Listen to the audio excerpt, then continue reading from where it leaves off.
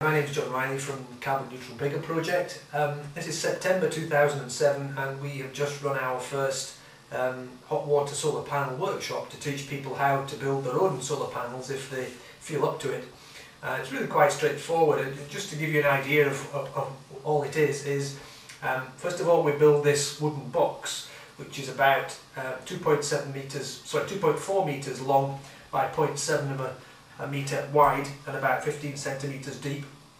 On the back of that we've screwed a sheet of plywood which will go against the roof itself, and then inside the box we've soldered together 4 lengths of copper pipe into an S shape, so it's one continuous length joined with elbow joints soldered on at each end to create this S shape.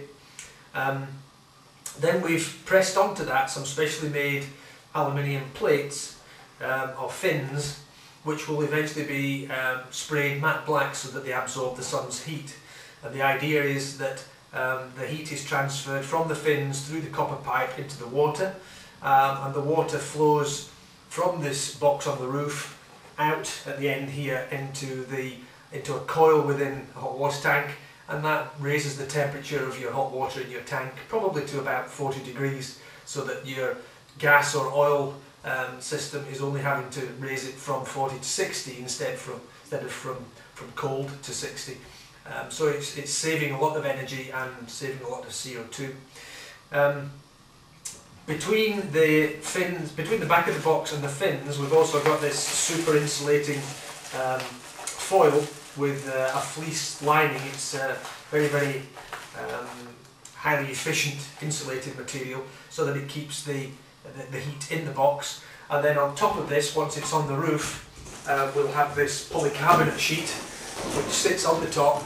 It's held in place with an aluminium strip along the top edge of the box, screwed onto the ends, and then we have some specially made plastic buttons which will go along that edge to hold it in place, and we'll silicone underneath each end strip so that we don't get wind driving in the end. When it's on the roof, these 2 end copper pipes go through these 2 holes at the end, come out the end, and it's that's attached onto some pipe which will go through the roof and into your hot water system. So it's all very exciting. It's the first time we've done it. Hopefully we'll have a lot more, and we'll now show you a little clip from the workshop itself, and hopefully once we're mounting them on the roof we'll show you a clip of us actually putting them in place.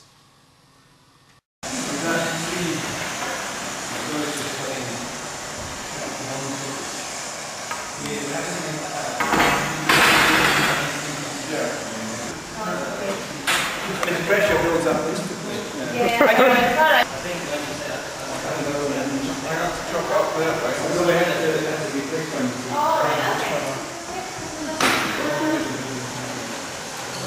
Okay, and if we just give John the wee bits of left.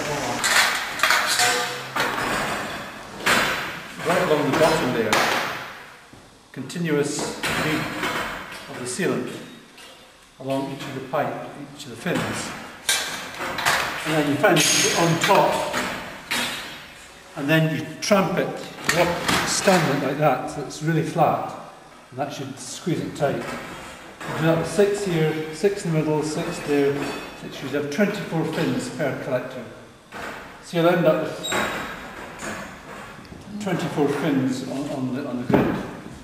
And then once that's done, we're ready to put them in the boxes. Now in the boxes at the back, like you've got there, you should have a single layer of that insulation. It doesn't matter if it's in bits and pieces, as long as the base is covered. And you need to drill 2 holes so that these pipes out here, and you can get the position of the holes by looking at the thickness of the insulation, because the pipes will be up from the base by the thickness of the insulation, and they'll be in from the end by that distance there. So that allows you to get the holes for these pipes to come through. These are 15mm diameter pipes. I've said 20mm diameter holes. As long as the holes are big enough for these pipes to get through, it doesn't matter. Okay?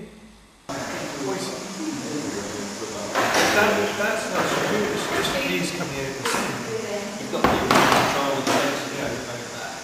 Because these are only 2.2 where the pipes held. So those ones. I think those, yeah. What we actually, I mean, the question